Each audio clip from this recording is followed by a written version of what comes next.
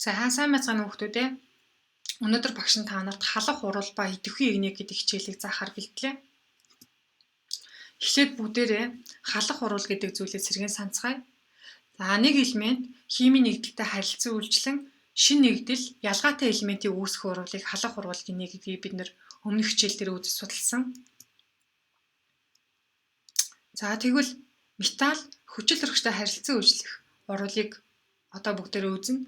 Металл хүчил төрөгчтэй урвалд орно гэдэг маань өөрөө металлын шатах үзэгдэл гэсэн үг. За эндээс юу үүсдэг вэ гэхээр металл хүчил төрөгчтэй урвалд ороод металлын оксидыг үүсгэдэг. За багшны ийм 4 жишээ авсан. Натрий, кальций, магний, төмөр гэсэн металлуудын шатах үзэгдлийг харуулсан байна. За натрий маань шатахдаа шар өнгийн дөөл үүсгэнэ. За шатна гэдэг бол хүчил төрөгчтэй урвалд орно гэсэн үг. Эндээс натрий оксид үүсэж байгаа. За кальций маань шатаад тоосгоо улаан өнгийн дөөл үүсгэнэ. За мөн магний маань гялалцсан цагаан өнгийн дөөл үүсгэж шатдаг. Төмөр болохоор шар өнгийн оч үүсгэн шатдаг. Эндээс бүх металлууд маань оксид үүсгэж байгаа гэсэн үг.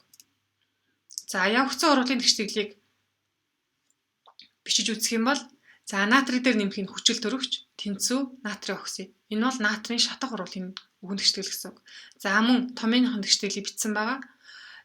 Кальц хүчил төрөгчтэй урвалд ороод кальцийн оксидыг үүсгэнэ. За ялгаа авахгүй мөн магний маань хүчил төрөгчтэй урвалд ороод магний оксидыг үүсгэнэ. Төмөр хүчил төрөгчтэй урвалд орж төмрийн оксидыг үүсгэсэн байгаа. За эдгээр урвалыг шатах урвалд орох идэх урвалын эрчим оч буурах дараалалаар нь чагсаасан. За тэгэхэд яасан бэ гэхээр хамгийн их шатах урвалд орох идэвхтэй байгаа металл нь юу вэ гэхээр натрий байсан. За хамгийн их оч үүсгэж байгаа гэсэн нэгсэндээ. За мөн дараа нь магний, кальций гэдэг элементүүд тэгээд төмөр, зис хамгийн бага идэх муутай урвалд орсон элемент нь мөнгө байсан. Хоёрдугаар тохиолдолд металл устай харилцан үйлчлэх. За металлууд устай хэрхэн харилцан үйлчдэг юм бэ гэдгийг туршиж үзсэн байгаа. За ямар металлууд авсан бэ гэхээр хөнгөн цагаан, зис, төмөр, хар тугалга, магний, калий, натрий гэдэг эдгээр 7 металлыг авч устай урвалд орох туршилтыг хийж үзсэн. Одоо бүгдээрээ туршилтыг ажиглацгаая. За эндээс ажиглахад натрий маань хүйтэн усны гадаргуу дээр хөвж шаржигнах дуу гараад хийм бөмбөлөг ялгардаг. За хийм бөмбөлөг маань өөрөө юу вэ гэхээр ус төрөгч маань байгаа. Ямар хий ялгараад байгаа вэ гэхээр ус төрөгч ялгарч байгаа гэсэн үг эндээс.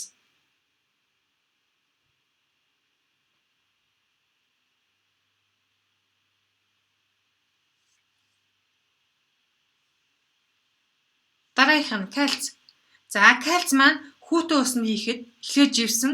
Тэгээд усны гадаргуу дээр хийм бөмбөлөг үүсгдэг. За эндээс хийм бөмбөлөг үүсч байна гэдэг маань мөн ялгаа байхгүй ус төрөгч үүсч байгаа гэсэн үг. За эндээс ажиглах юм бол натрий болон кальций, калий, магний гэсэн элементүүд хийм бөмбөлөг үүсгэж байгаа. За бусад элементүүд маань болохоор хийм бөмбөлөг үүсэхгүй. За энэ дээр потасиум буюу калий, содиум буюу натрий хоёр маань хийм бөмбөлөг үүсгэж байгаа харагдаж байна.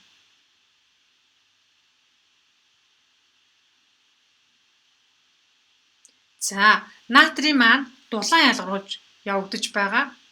За шүдэнз маань асаж байна гэдэг бол дулаан ялгарч байна гэсэн үг.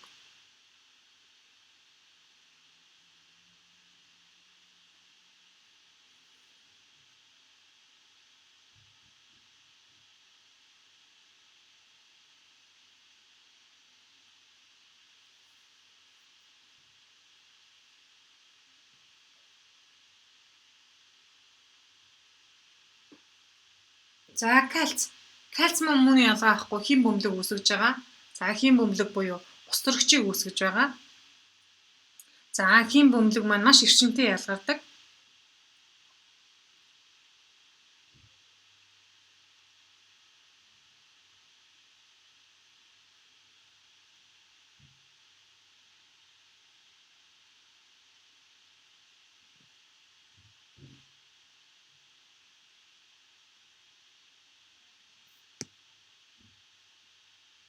За энэ туршилтын дүгнэлтийг бүгдээр харцгаая. Усны ууртай харилцан үйлчлэх идэх буурах дараалалаар нь жагсаавал гэсэн. За одоо ямар нь хийм бөмбөлөг ялгаруулад ямар ч хийм бөмбөлөг ялгаруулахгүй урал явагдахгүй байсан бэ гэдгийг нэгсэндээ дараалуулсан гэсэн үг. За үүнээс үзэх юм бол кали, натрий хоёр маань нэгдүгээр бүлгийн элементүүд байгаа. Эдгээр элементүүд маань хамгийн их хийм бөмбөлөг ялгаруулж байсан. Хийм бөмбөлөг буюу ус төрөгчийг ялгаруулж байсан гэсэн үг. За дараа нь кальци, магний буюу хоёрдугаар бүлгийн элементүүд байгаа. Хоёрдугаар бүлгийн элементүүд хийм бөмбөлөг мөн ялгаруулж байсан. Гэхдээ нэгдүгээр бүлгийн элементүүдийг бодвол баг зэрэг баг хийм бөмбөлөг ялгаруулсан гэсэн. За дараа нь хөнгөн цагаан, төмөр, хар тугалга, зис гэдэг элементүүд маань ямар ч уралд ороогүй, хийм бөмбөлөг ялгараагүй. За ийм дараалал гарсан байна. Саяны явагдсан туршилтыг үгэн тэгштэглээр илэрхийлэх юм бол за натрий, кальци, магний, кали дөрөв маань хийм бөмбөлөг ялгарсан. За энэ хийм бөмбөлөг ялгарснаар урлагийн маань дараа юу үүсээд байна гэхээр за бүгдээр устай оролт орсон мэдээж. Эндээс эхний тохиолдолд натрийн гидроксид үүсээд ус төрөгч ялгарсан. Нөгөө хийм бөмбөлөг маань энэ ус төрөгч гэсэн үг. За кальц мөн ялгаа авахгүй. Кальцийн гидроксид за савн дотор маань үүсээд за ялгарч байгаа хийн ус төрөгч байсан. За магний мөн ялгаа авахгүй. Савн дотор маань магнийн гидроксид үүсээд ус төрөгч ялгарч байгаа. Калийн гидроксид үүсээд ус төрөгч ялгарсан. За нөгөө нэг дөрвөн элемент маань болохоор ямар ч хийм бөмбөлөг ялгараагүй. Тэгэхээр хөнгөн цагаан, төмөр, хар тугалга, зис гэдэг эдгээр дөрвөн элемент маань устай уралд ордоггүй гэсэн үг.